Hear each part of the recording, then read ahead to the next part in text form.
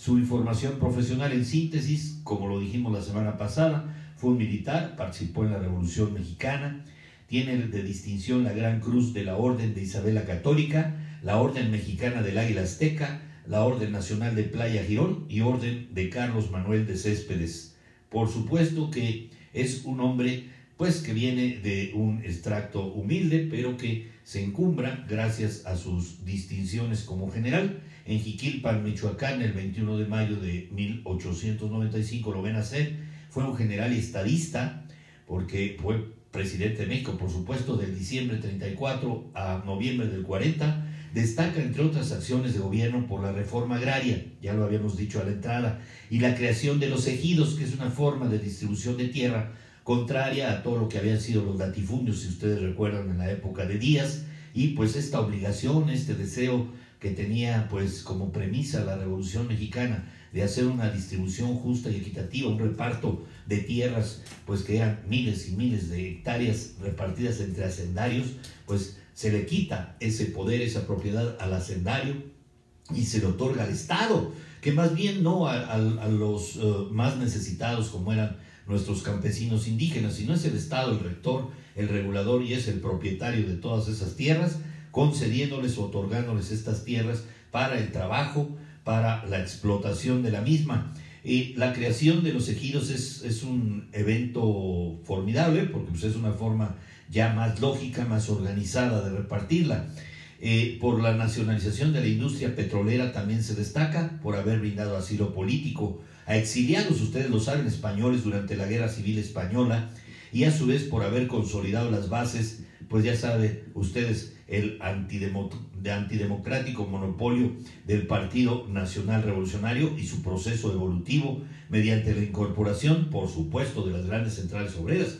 Se deshace de Plutarco Elías Calles en 1936, del gabinete que le había heredado, y pues con Luis N. Morones de la CROM también los manda fuera del país para tener margen de maniobra, y por primera vez conocemos a Fidel Velázquez, que es el rector de los obreros, el regulador de la CTM, que pues hasta la época de Ernesto Zedillo Ponce de León, como lo veremos en otras entregas de los subsecuentes presidentes de México, pues le hicieron el cachabotos a los presidentes del PRI. Lo dije en el plano de la educación, por supuesto que se crea el Instituto Politécnico Nacional.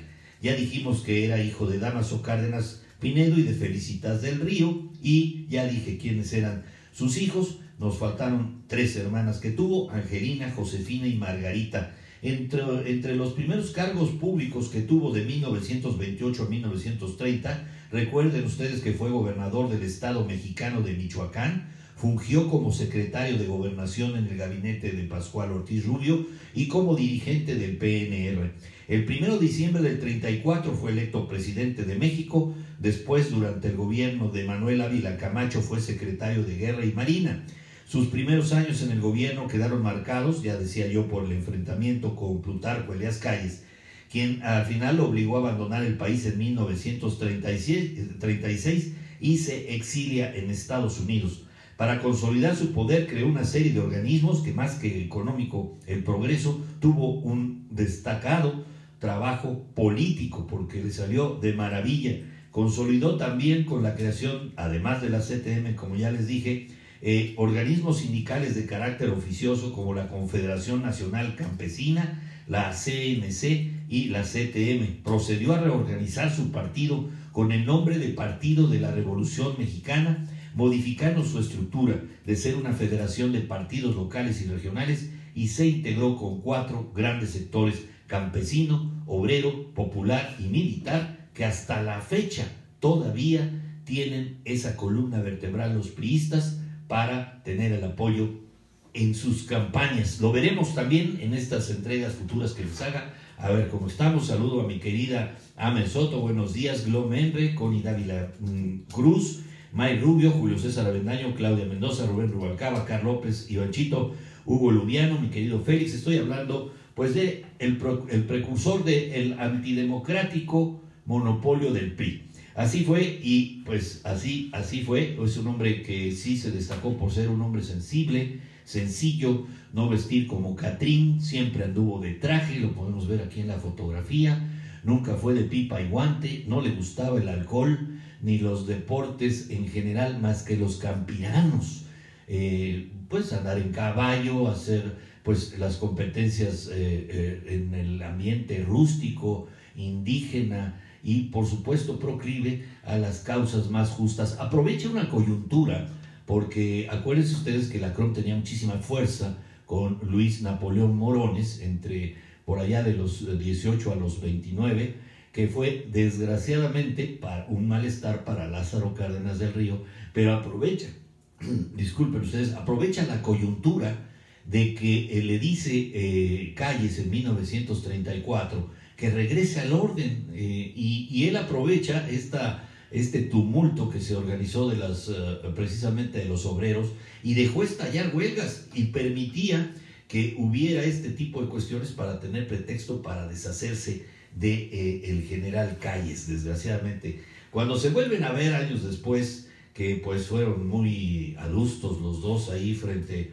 a Ávila Camacho, pues lo único que se dijeron: ¿cómo está mi general? Bien, mi general. Eso es todo. Ya no cruzaban palabras, pues el destierro, el exilio, también lo había dañado esa relación que tuvo Plutarco Elías Calles, que por cierto les decía, el chamaco Cárdenas pensaba que le iba a hacer el juego a Plutarco Elías Calles, pero no pensaba que él tenía sus propios planes. Cárdenas acogió a unos 40,000 exiliados republicanos españoles que debieron salir de su país por la guerra civil entre 1937 y 1942. En el 37, por intercesión de su esposa Amalia Solórzano, quien presidía el Comité de Ayuda a los Niños del Pueblo Español, asiló a 456 menores, huérfanos de la guerra civil e hijos de combatientes republicanos que fueron llevados a México a petición del Comité Iberoamericano de Ayuda al Pueblo Español, y recibieron alojamiento, sustento y educación en la ciudad de Morelia.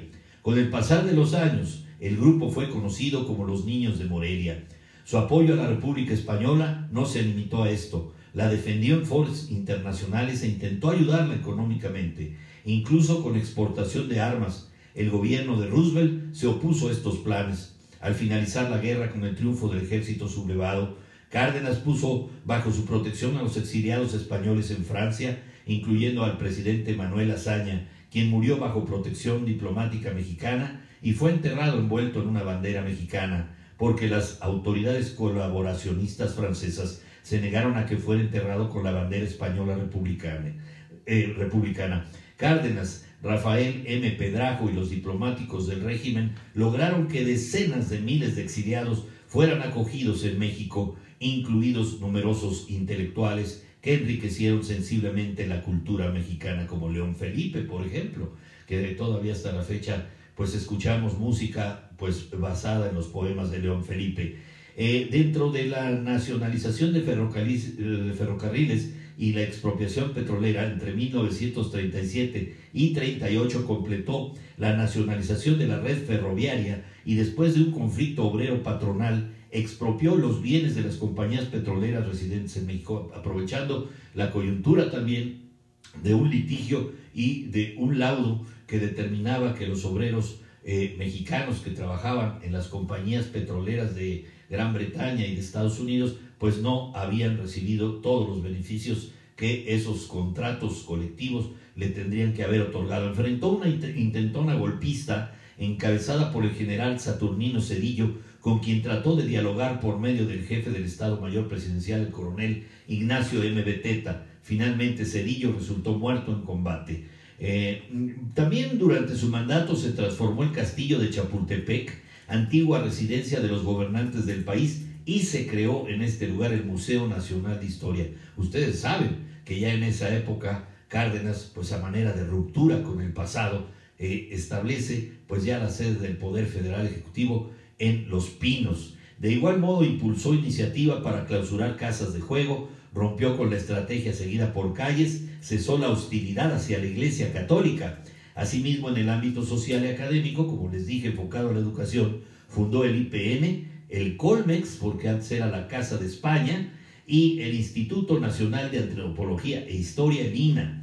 modificó la ley agraria, amplió la red de carreteras y permitió la entrada a los refugiados, como dije, políticos de muchos otros países, además de España, además de los ya pues mencionados, como les digo. Al término de su mandato estuvo al mando de la región militar del Pacífico en la Segunda Guerra Mundial y como parte de la estrategia de unidad nacional seguida por su sucesor, fue también secretario de la Defensa Nacional del presidente Manuel Ávila Camacho hasta el fin del conflicto. Fue vocal ejecutivo de algunas empresas y presidente de administración de la siderúrgica Lázaro Cárdenas Las Truchas, que es una empresa que hoy todavía lleva su nombre. El cardenismo se utiliza como un nombre de esta corriente ideológica precisamente inaugurada por Cárdenas. También se le llama así a esta etapa del 34 al 40, aunque algunos detractores prefieren el término cadete. La corriente política del cardenismo surge así: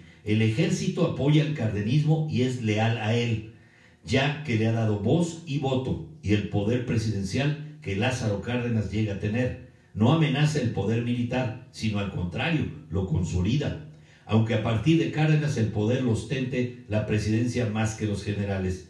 Con los trabajadores impulsó el tema de los derechos mediante una gran confederación de trabajadores en donde todos estuvieron unidos al Estado y el Estado se comprometió a velar por los intereses de ellos. El sector campesino y el indígena apoyan a Cárdenas porque se les ofrece y entrega la reforma agraria. A los empresarios les ofreció un proyecto económico viable. A la Iglesia la incluyó en su proyecto. Cuando Lázaro Cárdenas fue designado candidato presidencial, ya era uno de los divisionarios más importantes del ejército. Había sido un fiel subordinado de Calles. No había atacado a Ortiz Rubio, ni compartido las opiniones conservadoras de Calles sobre política agraria.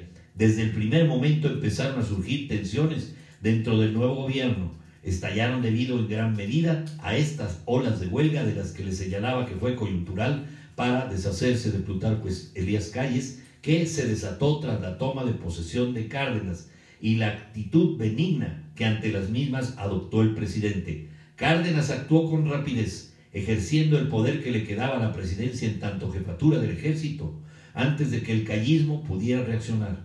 El maximato había tocado a su fin y se iniciaba la era cardenista. Mi querido Richard Martínez, un abrazo. Antonio Radillo, gracias por verme. Toñito Abdías Fuentes, Toñito, gracias por tus comentarios, igualmente para ti un abrazo. Pedro Rojas Grimaldi, Alfredo Piedra Beteta, Chima Popoca, muchas gracias por verme. Estás por ahí en el extranjero seguramente. Estoy hablando del presidente Cárdenas, que pues tuvo el reparto agrario, tuvo justicia social para las justas causas que se plasmaron en la Constitución del 17, pero también pues fue el precursor del antidemocrático monopolio del partido PRI aún en el poder. Cárdenas, aquí acuérdense que había sustituido a Emilio Portes Gil, que era un presidente interino, y lo sustituyó con un hombre de su total confianza, porque también tenía que caer todos los callistas y redentos del PNR, por supuesto que pues quien estaba llevando las riendas del Partido Nacional Revolucionario pues era el mismo Cárdenas. Por temor a la política obrera de Cárdenas surgiría una corriente anticardenista dentro del ejército. La institución armada permanecería hasta el final obediente a las órdenes del presidente, como hasta la fecha. Y el secretario de Guerra, Manuel Ávila Camacho, sería el sucesor de Cárdenas. Cuando decidió deshacerse de Calles, no le quedó otro camino que fortalecer a la presidencia, allegándose la fuerza de los sectores populares. La reforma no tocó solo la periferia, sino el corazón mismo de la agricultura comercial. Después del cardenismo, la agricultura mexicana no volvería a ser la misma. La gran propiedad heredada de la colonia y afianzada en el siglo XIX fue trastocada en su médula